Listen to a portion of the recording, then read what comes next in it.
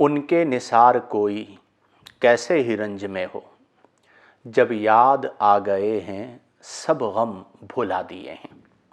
12 ربیع الاول نبی کریم علیہ افضل الصلاۃ والتسلیم کی ولادت مبارکہ کا دن، ماہ ربیع الاول نبی کریم علیہ افضل الصلاۃ والتسلیم کی ولادت مبارکہ کا مہینہ۔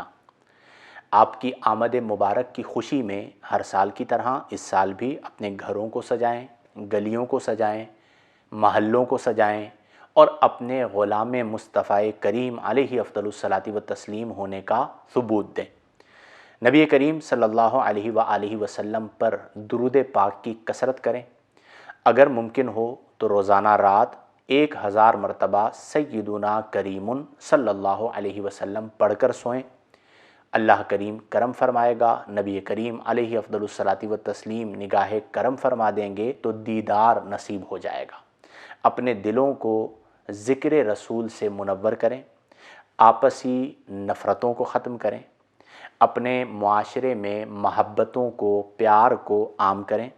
اور میں اکثر یہ بات کہتا ہوں، آج پھر کہہ رہا ہوں کہ جس دل میں حب رسول ہے اس شخص کا بغض میرے دل میں نہیں ہو سکتا۔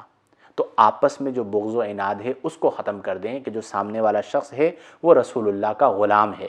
یہ کیسے ہو سکتا ہے کہ میں سرکار کے غلام کا بغض اپنے دل میں رکھوں؟ تو انشاءاللہ محبت عام ہوگی۔ ہر سال کی طرح اس سال بھی جوش و خروش کے ساتھ ربیع الاول کو منائیں۔ اللہ تبارک و تعالی ہم سب کو ماہ ربیع الاول کی برکات عطا فرمائے۔